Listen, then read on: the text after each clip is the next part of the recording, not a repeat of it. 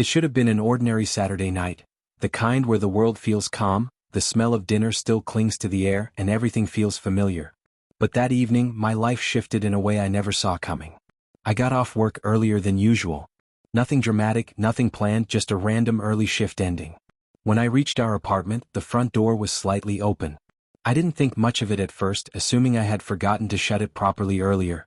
But then I heard them, muffled voices, low and intimate.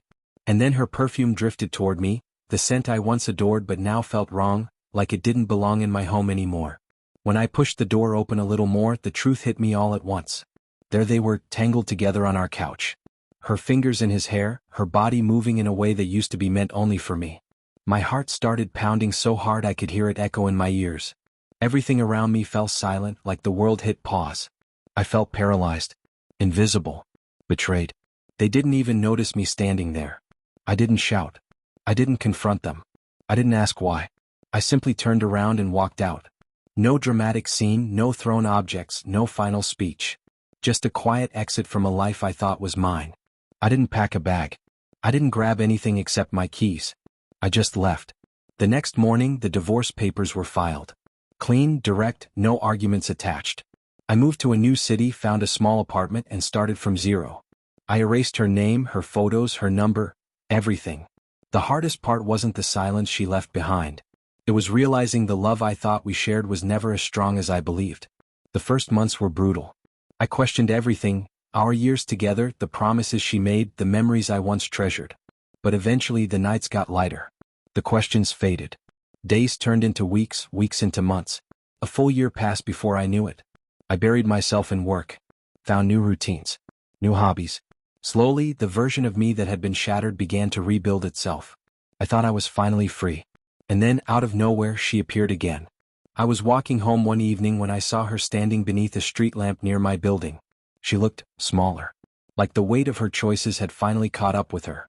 My instinct was to walk past her, pretend I didn't see her, erase her again. But then she spoke. "Hey," she said softly, her voice shaking. "I've been looking for you." Just hearing her voice brought back memories I thought were long gone. I asked her what she wanted, though the words tasted strange. She asked if I could listen, just for a moment, to what she needed to say. Against my better judgment, something deep inside pushed me to hear her out. We went to a nearby cafe, one we used to visit when things were still good. She looked worn down, like life had chipped away at her. "I made a mistake," she finally began, barely audible. "I thought I could keep both worlds. Him, and you. I thought I could have everything. But I ruined it all." I didn't say a word. I just listened. Her eyes held a regret I had never seen before. Not the rehearsed kind. Not the kind that's meant to soften a blow. This one was raw, unfiltered. "I tried to hold on to something that wasn't real," she whispered. "And now I've lost you. I lost the only person who ever loved me right." I wanted to feel fury. I wanted to lash out. But all I felt was exhaustion. I had no energy left to bleed for the past. She wiped at her tears. "I don't deserve forgiveness. I know that. But I miss you. I miss who we were." For a moment, a tiny, dangerous moment, it almost worked. I almost believed her. "Why now?" I asked. "Why come back after all this time?" She took a slow breath. "Because what I ran to didn't work. Because I thought I could start over with someone else. Because I thought happiness was somewhere else.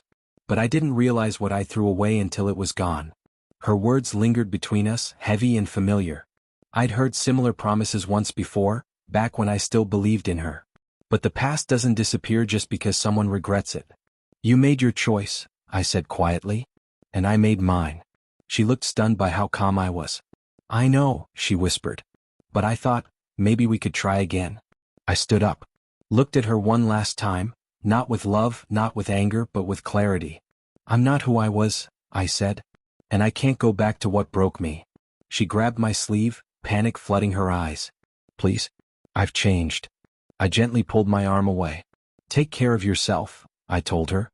"But I won't be your backup plan." And I walked out. Out of the cafe. Out of her life. Out of the shadows of our past. She didn't come back because she wanted me. She came back because her new story fell apart.